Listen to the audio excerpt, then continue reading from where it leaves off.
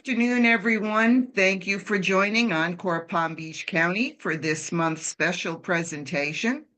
We're pleased today to have the cognitive coach, Dorene Bridgemond, sharing her expertise about how we can save our brain. So without further ado, Doreen, welcome. Please introduce yourself. Hi, everybody. Thank you for attending. I am a speech language pathologist and a certified brain health coach. I have spent my career working in the field of cognitive rehabilitation. So brain health is a big passion of mine, having worked with people whose lives have been changed literally in a second from either an injury related to possibly a car accident or a fall, a stroke, some other kind of physical injury. I also work with people who've been diagnosed with ADHD. And basically, right, our lives are dependent on our brains. And so I have created my business to help support people manage their greatest asset, which is their brains. So today, in the words of Betty Friedan, aging is not lost youth, but a new stage of opportunity and strength. And I'm sure that many people are familiar with all of the neuroscience that is occurring now. Having been in the field for 35 years, I can honestly say a lot of what they are proving scientifically, we kind of knew working in the trenches 30 years ago. They would say the brain you have that you're born with is the brain that you have. When you're turned 30, things start to deteriorate. Once your brain can't regenerate, and yet we would see people who were in very serious accidents learn to walk again, talk again, return to work. So we knew that your brain is capable of a lot. It's now we're really learning just how capable it is. So just as a reminder, the information that I'm going to be talking about is educational. It's not meant for medical advice.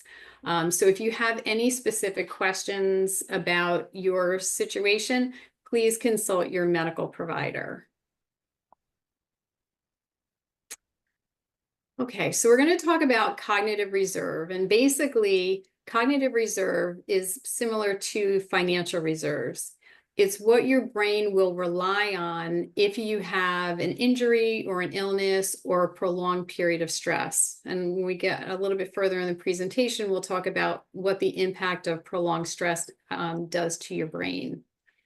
So cognitive reserve is built throughout your lifetime. And the best news is that you are never too old or too young to build it. So I'm turning 60 this year. I'm still very focused on building my cognitive reserve. Until there's an active disease process in your brain is capable of developing cognitive reserve. And so again, when people say, well, why do I need cognitive reserve? Well, because life happens. I've had 4 concussions in my lifetime. For people who are undergoing chemotherapy and may be experiencing brain fog, studies are showing that people with higher levels of cognitive reserve are less susceptible to the brain fog. So, we all go through life with some story, and you want your cognitive reserve to be built as high as possible in order to manage those ups and downs. So one of the questions that I comes to mind for me always is, well, if we can do something about it, why are people not so active about doing it? And the health belief model consists of 4 factors that will kind of spur people to action. So one is if their perception and belief about the seriousness of a health problem is not significant enough, I'm not going to worry about it. So I think we all know dementia and Alzheimer's, it's in the news all the time, it's very scary. But if you haven't had a family member or, a friend, close relative be diagnosed with it and really seen it, it's kind of easy to go, I don't have to worry about that. That's somebody else's problem. It also comes down to your susceptibility. So again, if you have a family member who's been diagnosed, you're going to pay closer attention and be asking those questions about what I can do to help prevent it. You also want to know what the benefits are. So, for years we thought, well, it's unavoidable. If you are born with that genetic predisposition, doesn't matter what you do, you're going to have that diagnosis. And again, science is showing that that's not necessarily true, that there are things that we can do that act as prevention. And then the barriers to doing it. So, if I said to you, well, you got to climb 10 flights of steps a day, you got to stand on your head for 3 minutes, you got to go to see this particular doctor, you got to take $600 worth of supplements. Those are barriers. And so people are going to be less likely to engage in the process because they feel the barriers are too high. The information I'm going to provide today is really to take away those barriers, because we're going to talk about everything that is doable within your daily life. As a licensed speech pathologist, I cannot recommend supplements, so it will be all food-based recommendations. Okay. All right, so how do we measure cognitive reserve?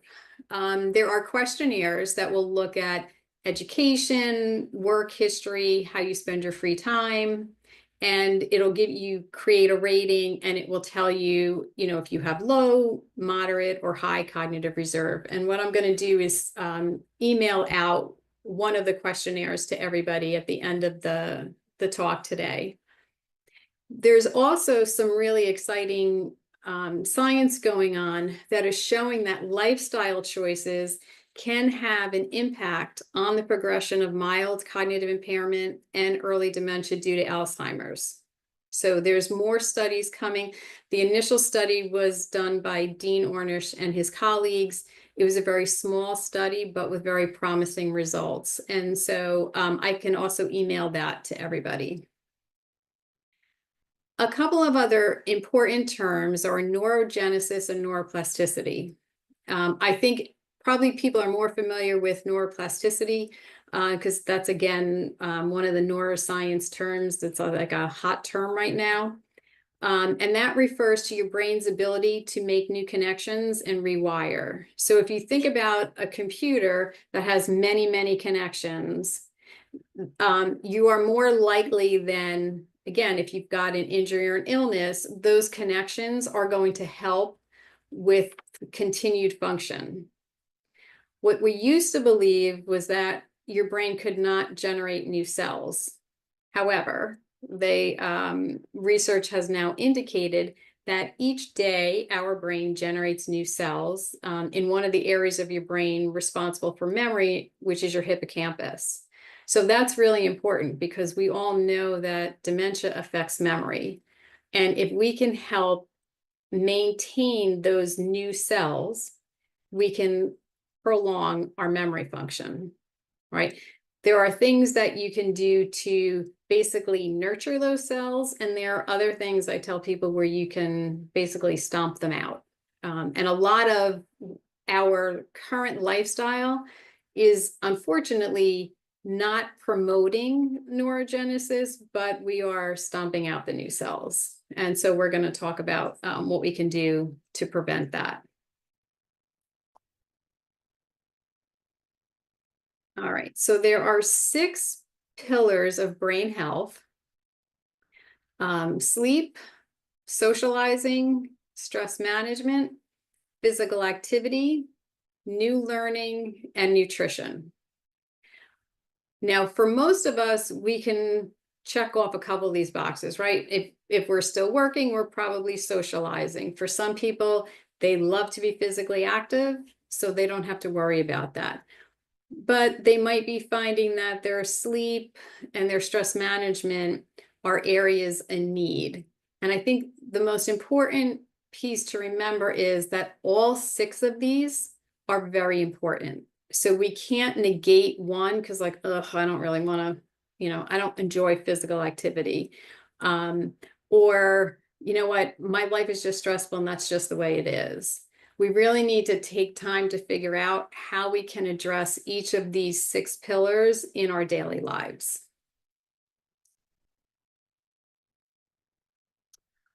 All right, so as Hippocrates said, let food be thy medicine shall be thy food. And we are learning more and more about just how important that is. So you want to keep your diet consisting of natural, unprocessed foods as much as possible. The MIND diet, which is a combination of the Mediterranean and DASH diet, was developed by Dr. Martha Claire Morris out of Chicago. And it actually stands for Mediterranean Dash Intervention for Neurodegenerative Delay. Thankfully, she shortened it to MIND diet because that is much easier for us to remember. So the way that the MIND diet differs a little bit from the Mediterranean Dash diet is that she includes specific servings for each type of recommended food group. There are tons of recipes on Pinterest and online. There are books that can help with menu planning. So you can find recipes that are easy and within your, your taste buds so that you can follow that MIND diet. The MIND diet is one of the areas in the study where people made changes to their nutritional plan, and they really felt like that helped your brain. If you think about your brain like a sports car, because it actually is like one of the most important organs in our body, right? You wouldn't fuel a sports car with the worst gasoline. Yet the way that we eat sometimes, we are fueling our brains and our bodies basically with junk. And so we want to make that change. There's also what's called the brain-gut connection, which is basically, they've identified that our guts contain the second largest number of neurons as compared to your brain. Kind of makes sense, right? When we get nervous, our stomach bothers us. So there is a connection there. They're understanding more and more about how what we eat affects our brain because of the digestion and the inflammation that it causes. So if you are eating something that is upsetting your stomach, it is likely creating some level of upsetment in your brain, and that may be experienced through brain fog, where you just feel like, oh, like I'm not so clear today, or not quite sure why I'm having more memory difficulties, or why it's taking me longer to make decisions, just feel slower. That could be your brain-gut connection working. It's also interesting to know that our brains use 20% of the calories that we consume. So, when you think about the brain as one organ in your body, not so big, right? But it's using 20% of everything that we ingest. So we want to really think about how it is we are fueling our brain for the most efficient processing.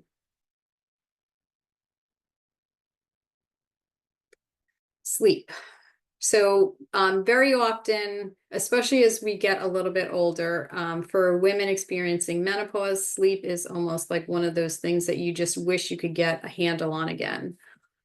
Sleep apnea is also more common as we age, but we really need to get 7 to 9 hours, because our brain, while we're sleeping, has a couple of really important functions. One is we are consolidating memory from the day. And the second is that it is cleaning out whatever toxins are there through the lymphatic system. So if we're not sleeping, we're not allowing our brain to get rid of the toxins.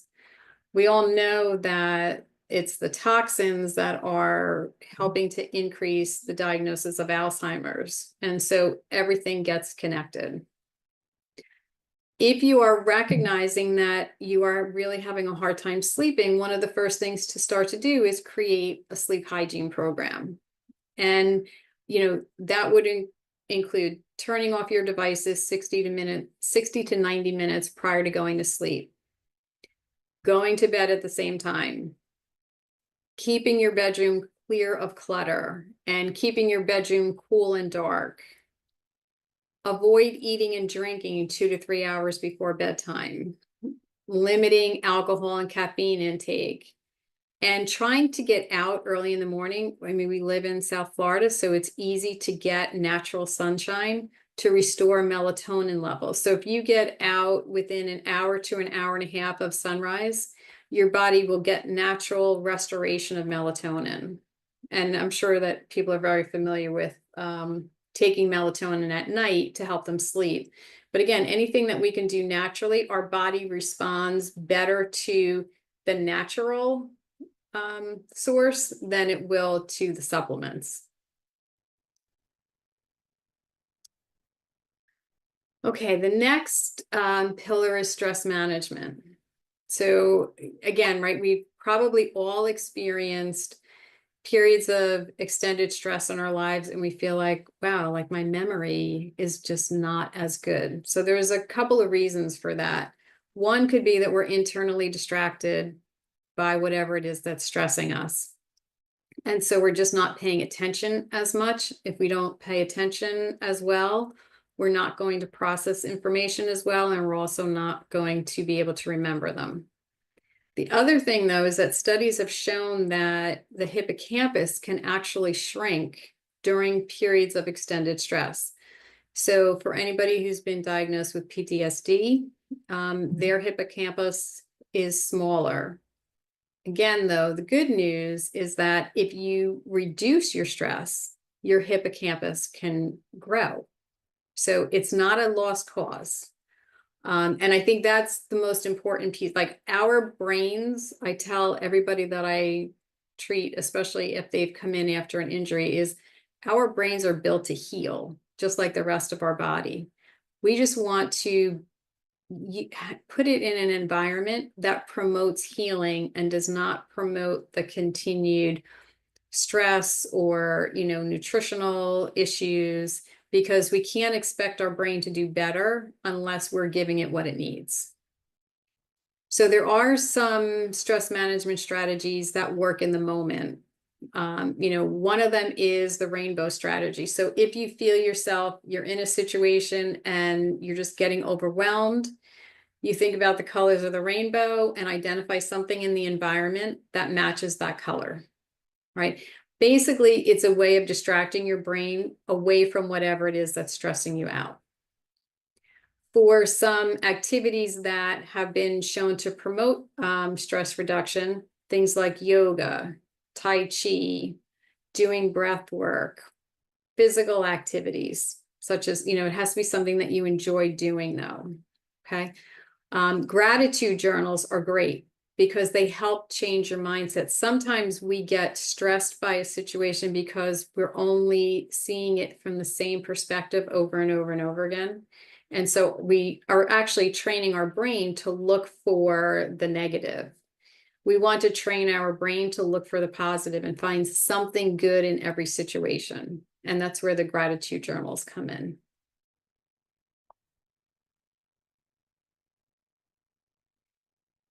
So socialization and play. As adults, sometimes we forget how to play. Life is very busy. We have a lot of responsibilities. But as George Bernard Shaw said, we do not stop playing because we grow old. We grow old because we stop playing. We need to keep fun in our lives. And if we can have that fun with other people, you're checking 2 boxes. So maintaining strong social connections is important for mental, emotional, and cognitive health. Every conversation that you have requires brain activation. As a speech pathologist, there's everything from being able to pay attention, maintaining eye contact, reading nonverbal language, identifying what words you're going to use, put those words into order, speak them in the tone that you want them to come out in. Then as the listener, you've got to comprehend, think about what your response is going to be. What did they mean by that question? Identify all the words that are being used. Identify, again, the inflection and the body language. So you keep your brain very active when you're in conversation. one of the things that we saw during COVID, when they limited social interaction, people aged very quickly. And so we want to keep ourselves as interactive as possible, whether it's joining a group, meeting people for a walk, starting a new hobby. And when we get to new learning, there's ways that you can combine all of these pillars so that you don't feel like, okay, well, I checked pillar 1 today, but I still have the other 5 to do. Obviously, because life is busy, we want to combine as many of the pillars as we can. Oxytocin, which is also called the love hormone, has been shown to reduce cortisol levels, which is our stress hormone. And cortisol becomes detrimental when it is in our system for a prolonged period of time. So it can be okay to get us through a shorter period of stress, but over time, cortisol lowers our immune system, and it will increase blood pressure. It will increase feelings of depression. And so we want to do whatever we can to keep those levels of cortisol down.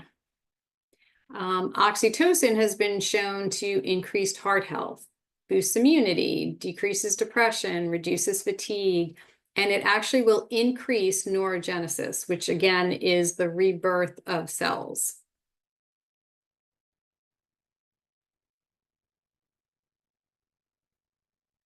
Okay, so during physical activity, I think the key component of physical activity is that it must be something that you enjoy. So what you're trying to do is, your goal is 150 minutes per week of moderate level intensity, which is basically, if you use the exertion scale when you're exercising, it's between a 4 and a 6, where you're able to carry on a conversation. You're not out of breath, but you're starting to work a little bit. During physical activity, brain-derived neurotrophic factor is responsible for neuroplasticity, but it also promotes neurogenesis. That gets increased when we're exercising or doing any level of doing physical activity. I try not to call it exercise because sometimes that's a turn off to people. So your physical activity could be gardening. It could be paddleboarding. It can be dancing. It does not require that you go to the gym. For those people who like to go to the gym, that's fine. You can, do your 150 minutes in the gym. I would try again, if you can get out in the morning, to, do some exercise outside within that hour and a half of sunrise. So you're restoring your melatonin, can help your sleep. Again, you'll be checking 2 boxes. It's also important to do both a combination of aerobic and resistance training, because as we age, our muscle density reduces, and that can, again, increase susceptible to a fall. You can also get to a 4-6, between a 4 and a 6 on the exertion scale, doing weight training.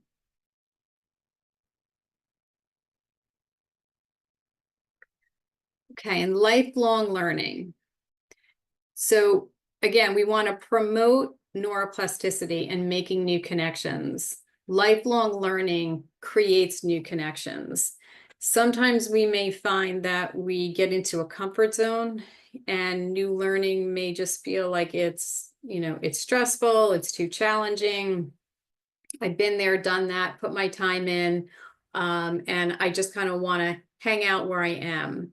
But your brain really does benefit from learning new information. There are studies showing that learning an instrument is really effective for increasing neuroplasticity, because music is a full brain activity. It stimulates both the right and the left hemispheres. So if anybody has, thought about starting to play an instrument, now would be a good time. If you played an instrument in the past and want to get back to it, that's great too. Also, learning a new language is really stimulating for neuroplasticity. But you can also take up a new hobby. You can, take a class. There's all sorts of activities that will stimulate neuroplasticity.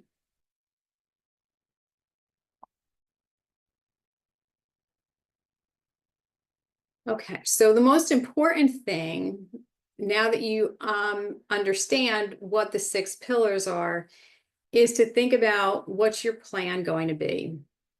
Because without a plan, most of the time, change doesn't happen.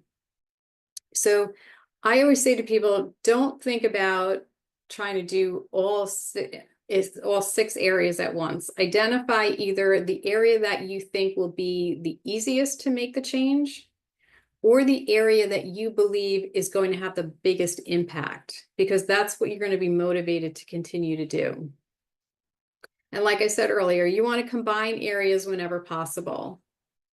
So for a lot of us, I'm going to guess that the nutrition can be the most challenging. We all have busy schedules. Trying to do the meal prep can be challenging. It's much easier, again, if you find a 7-week plan that follows the MIND diet and you go by that menu, because it takes some of the decision making away for you.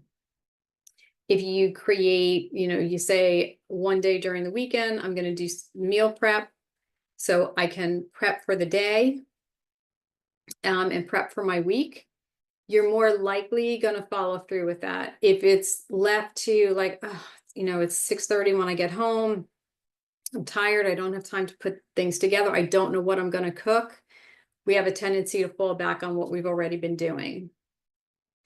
You also want to identify potential challenges that may arise. So what do I think is likely going to interfere, or why haven't I been doing that already?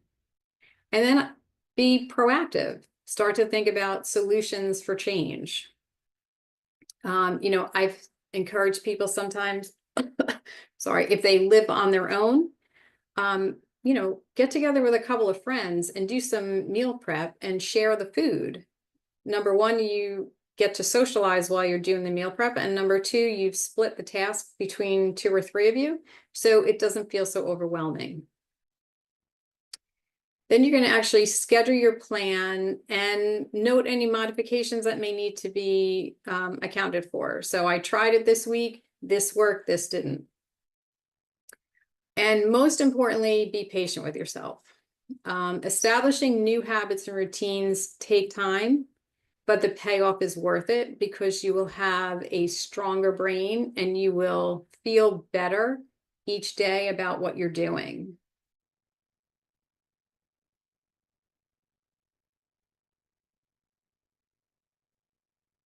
Okay. Any questions? Susan said in her experience, it seems the older we get, the less we want to socialize. So you gave a few examples of ways to socialize. Any other good suggestions? I think the key to that is understanding why are you feeling less comfortable socializing? Because it could be related to, one of the things that happens as we age is our speed of processing slows down. And so without recognizing it, we may feel uncomfortable in situations with multiple people because the conversation goes much faster. And our brain sort of has this natural ability to protect us. And so we just go, yeah, I'm not going to do that anymore. But try and figure out why. Is it related to trying to get out the door feels more stressful, where maybe you need to create more of a routine so that it's less demanding. And one of the things Encore always suggests is volunteer. Absolutely.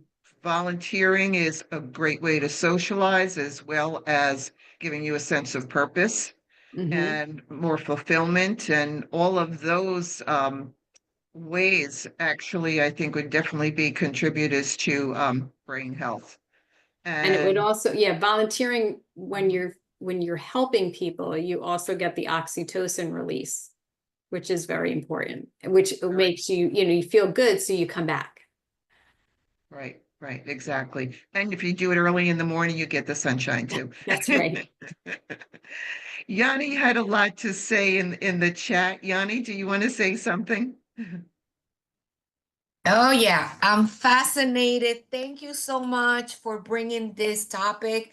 Doreen, you hit it right on the nail. I see a sleep specialist. When you mentioned the word sleep hygiene, oh my God, Yanni. And you went down the list. I'm like, yep, I've heard this before. Um, but I wanted to mention something else regarding cognitive. I noticed the change when I first, right after COVID, when I first had my first COVID, my brain was like, oh my God. It's like I couldn't concentrate. I couldn't memorize. I couldn't, um, like in the ninth cloud, it was like it felt horrible. So what did I do? Because I always seek answers. I went and saw a neuropsychologist at the University of Miami, and they did a full-blown battery of tests to test my cognitive function. And they gave me recommendations. Um, and they said, your brain is normal for your age, but you have to break down hard, challenging tasks. You cannot sit in front of a computer and go, go, go, go, go. No, you have to divide it into chunks. And rest, take a walk, and come back to the task. That's one of the things that I remember from the chart that you share with us of all the things that impact the brain. The two S's for me: sleep Sleep and stress and management. stress management. I mean, I am recovering from having worked 13 months in a intense, toxic work environment, not just the environment, the boss. And I was in denial about the toll that that takes on your brain and your body. I've been away for a month and all these things are coming up. It's like, what the heck is going on? It's like my body is like I'm trying to, when you're trying to detox and rebuild your body to go out there again, but it's like a horse that is being restrained back. It's like all these things popping up. I'm like, what? And then the more I do my homework and the more I sitting in workshops, I'm like, oh my God, I did this to myself because I thought I could stick it out, until I find a better job. Stick it out, Yanni. Well, Any recommendations, Doreen, for being in those type of situations? So I think one of them comes down to recognizing that, I think people always say it's just in your head. And my response to that is, well, yes, it is, because it's your brain that's affected and your brain is in your head.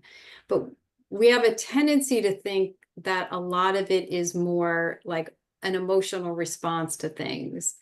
And we need to come away from that because, when we have any kind of cognitive difficulty, right, it's known as the unseen injury because you can't see it. Nobody's walking around with a bandage on your head, or you don't have a broken leg or a broken arm. There's no cast. So we immediately think, well, if we can't see it, I must be exaggerating it to some degree. And that's not the case. If you really are introspective and you recognize that I have done everything that I can, and I've been in situations like that too, where, even though I'm in healthcare, there can be toxic healthcare situations as well, and try and make change, try and make suggestions. I always say, if I feel like I've gone up against the wall 4 or 5 times and I can't move the wall, then I need to make the change. And I need to start actively then looking for other employment. Sometimes we can make changes within ourselves because we can learn how to respond. But if we are truly in a toxic environment, as much as we're doing on our own, we're not going to change the environment. So we might be able to, I might be able to say, I can control my reaction to that person. At the end of the day, I don't feel as bad as I did a month ago, because now I've learned how to kind of take some of the sting out of it. But if it doesn't matter what I do, if they keep coming back harder, then that's a situation where you need to make the move. It's the same thing with personal relationships. If sometimes learning how to control your response is just not enough. If you're really in a toxic relationship with somebody, ultimately the answer is to get out of the toxic relationship. Great advice. Norman actually wants to know, of the 6 pillars, which do you think are the most important? That's the tricky question. They're all important. So like I have people who will, they're really physically active, they're social, they're doing their new learning, and they're drinking several times a week. So, when we talk about that neurogenesis, are you nurturing those new cells or are you stomping on them?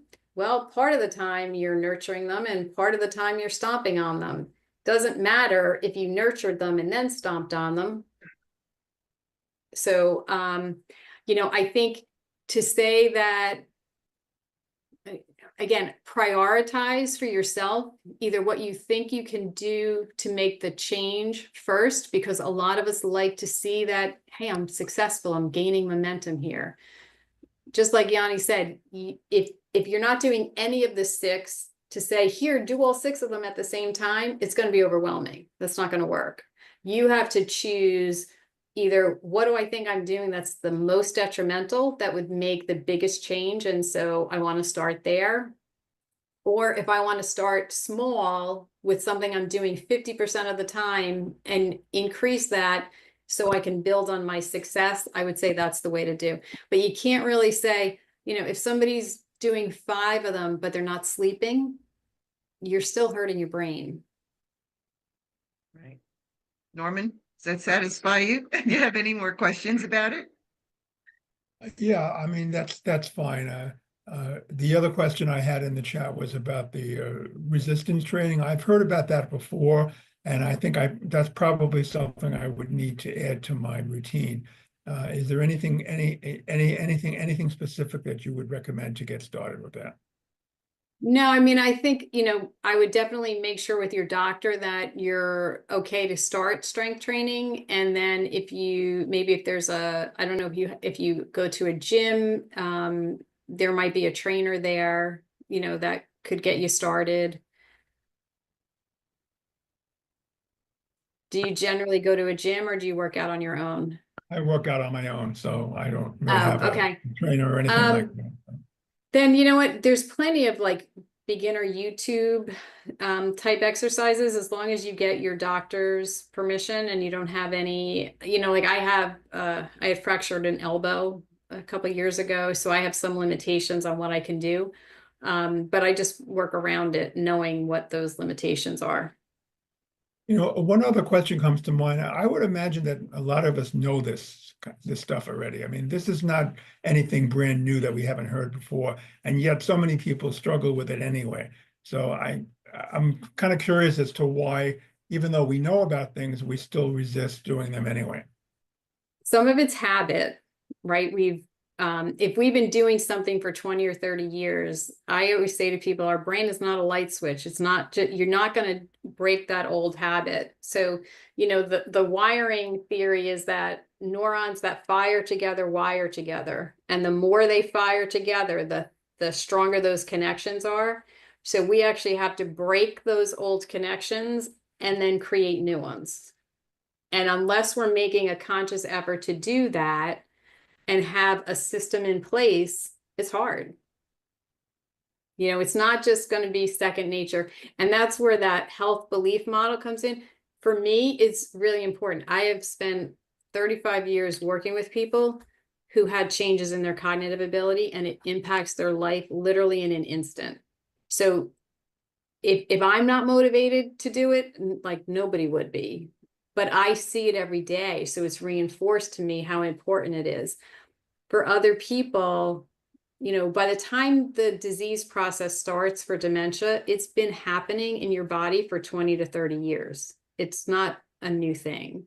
And so when you think about, you know, hey, I have the ability, even when I'm 60, to potentially push this off, let me get started.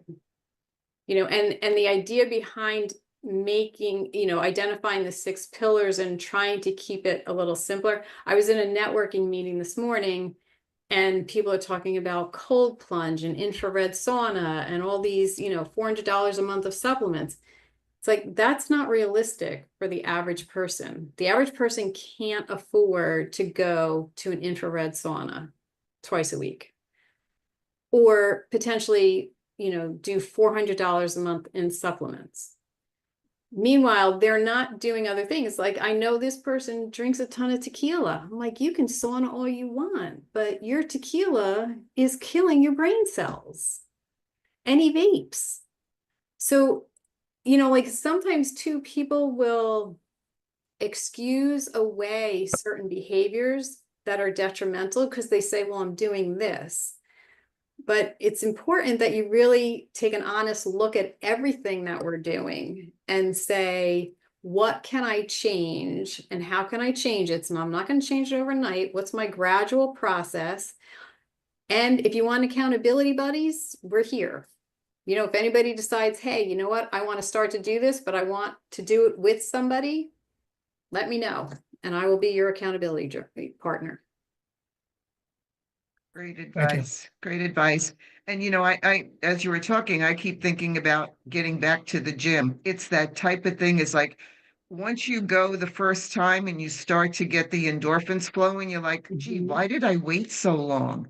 And so, and like you said, we don't see that with the brain, but it's that same sense of just take the first step.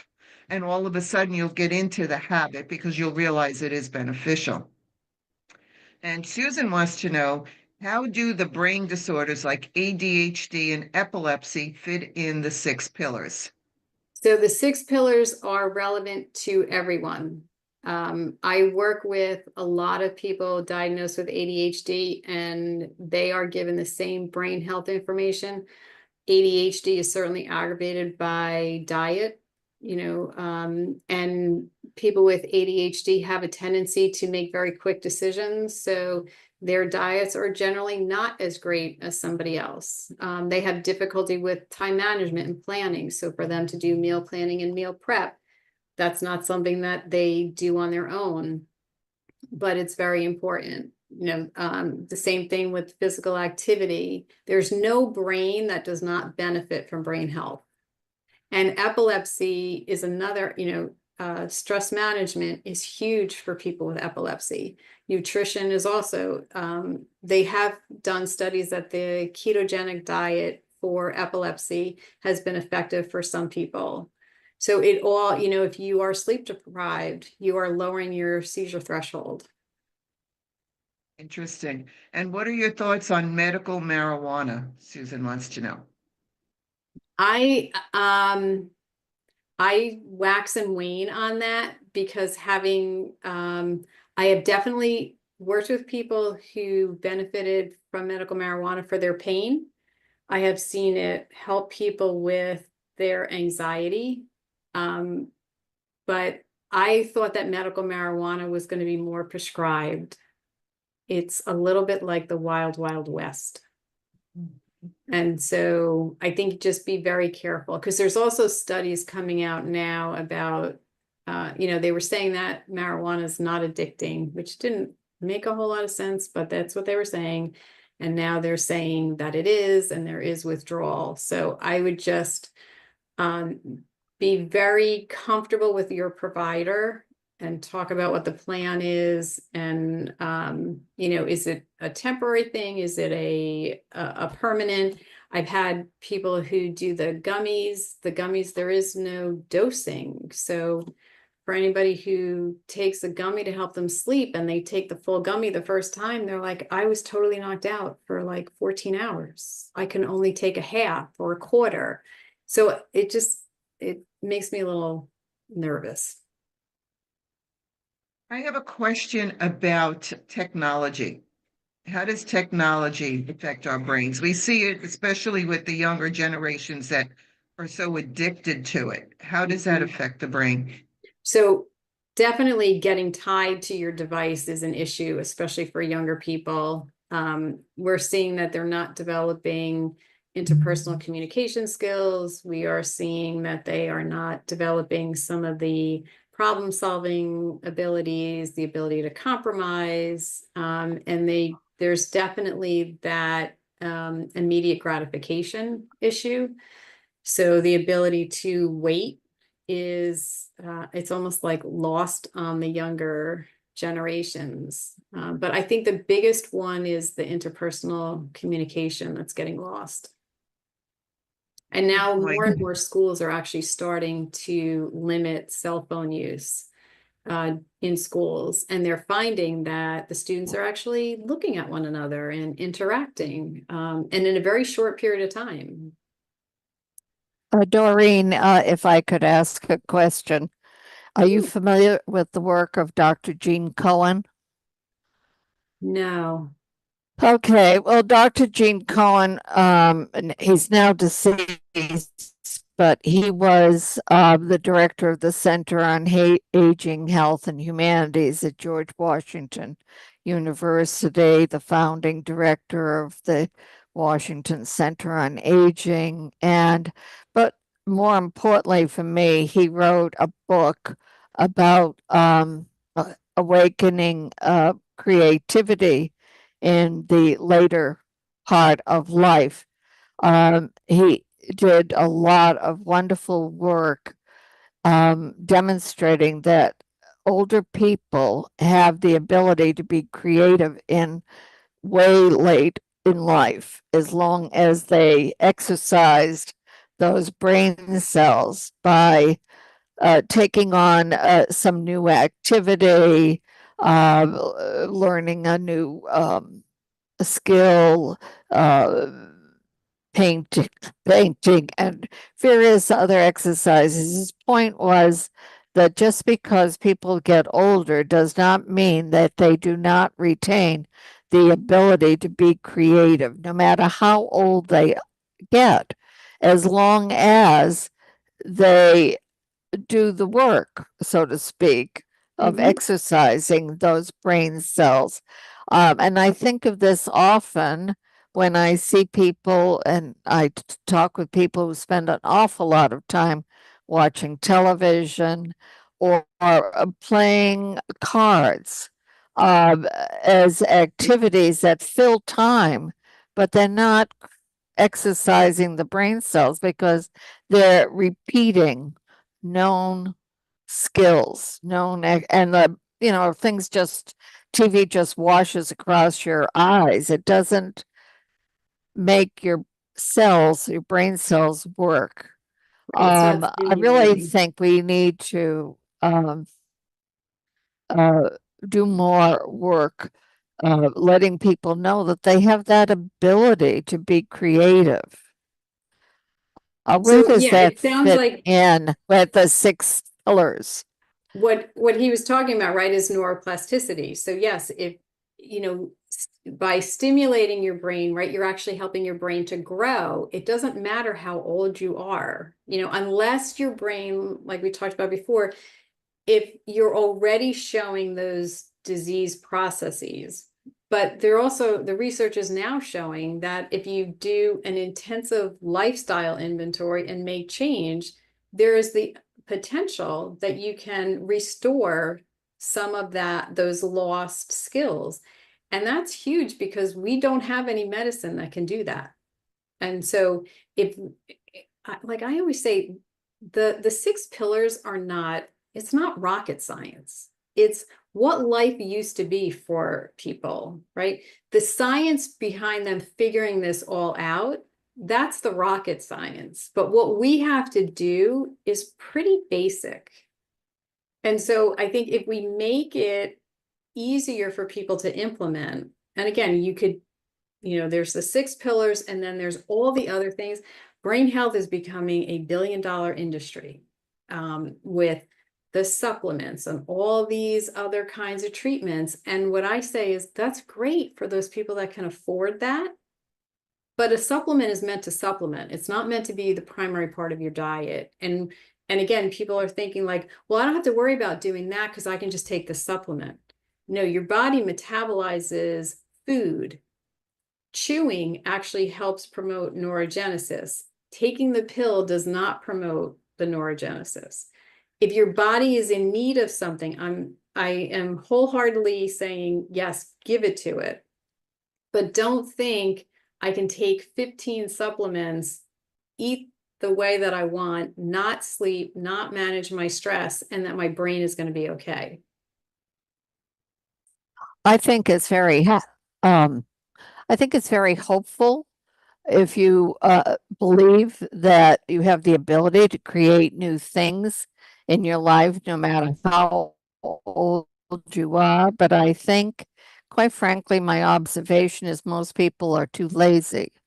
They're lazy. Well, They don't want to technology, make the effort. technology. They don't want to make the effort to work at something, so they will take a pill. Exactly. Yeah. And that will solve everything. And I don't know how we got to this point.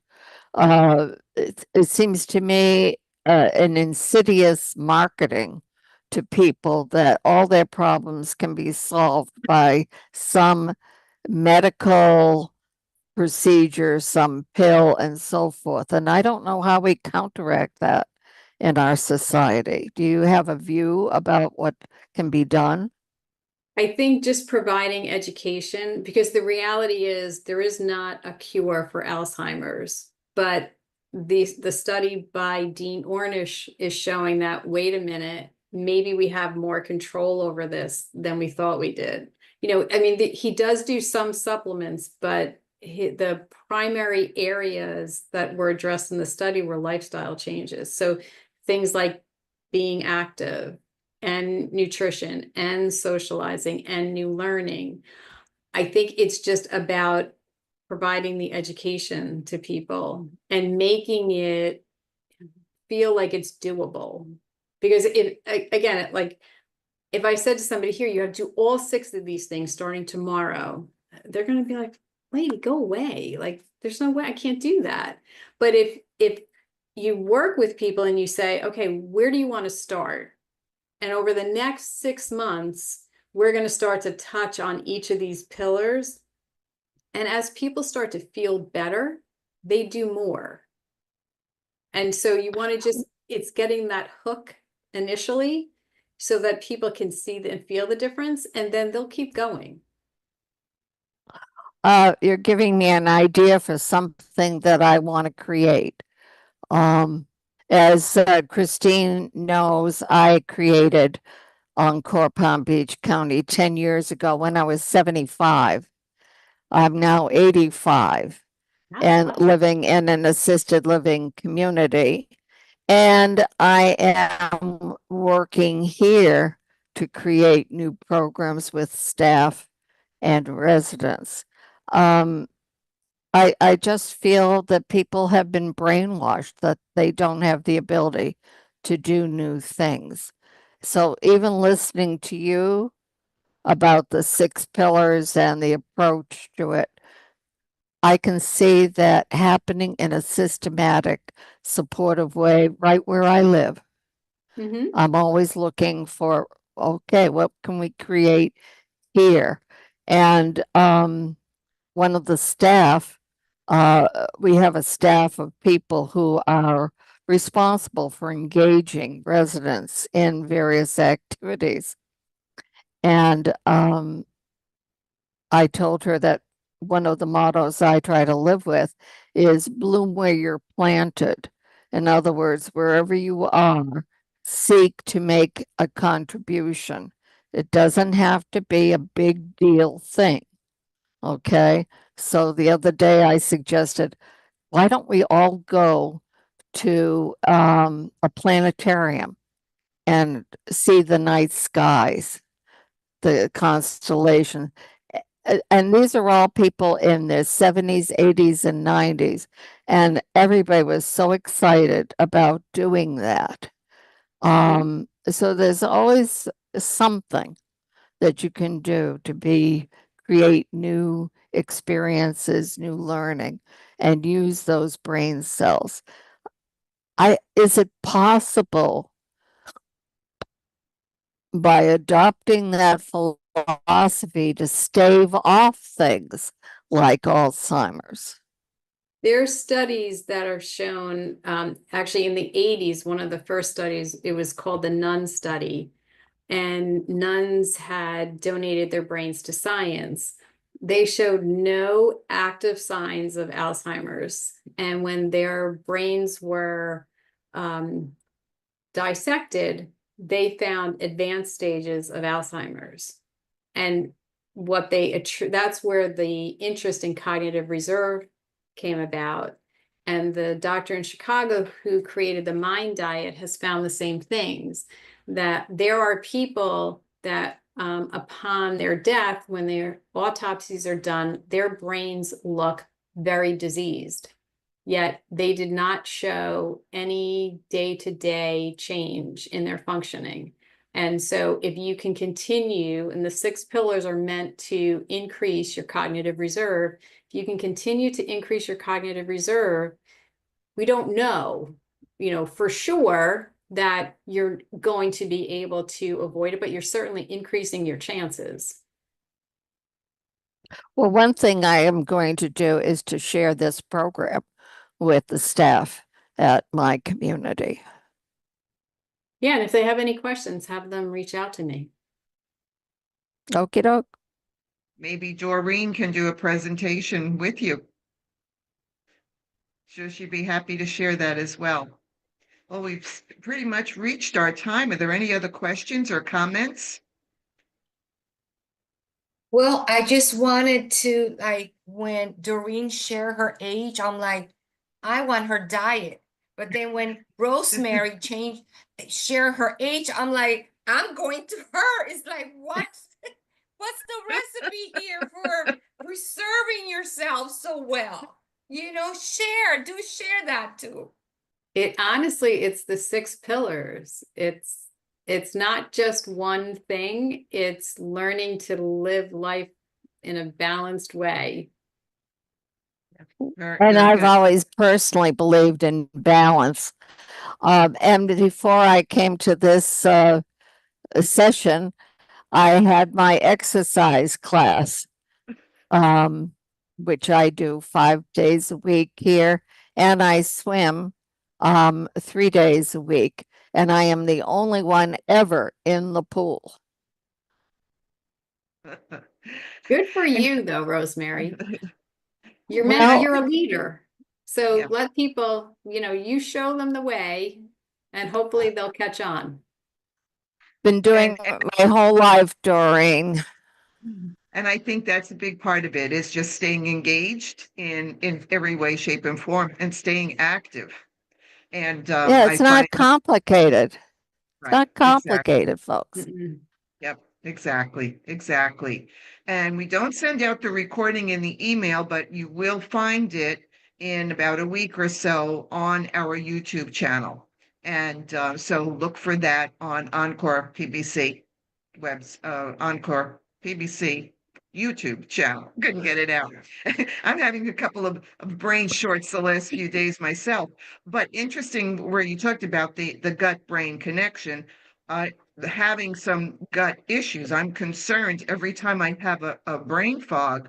I'm concerned about exactly that. Like, okay, what did I eat? What's bringing this on? So there definitely is something there. And I think that's another part, is recognizing, as you mentioned earlier, recognizing when we do have those moments, what is it that we did that might have created that or brought that on? So we can make the shifts based according to the pillars. So great information, Doreen. Thank you so much for sharing with us. Thank you for Thank you. having me. Thank you very much. And thank you everyone for joining us, and look for the YouTube video to be up in about a week or two. And again, it's the season. Happy holiday to everyone, whatever you're celebrating. Enjoy.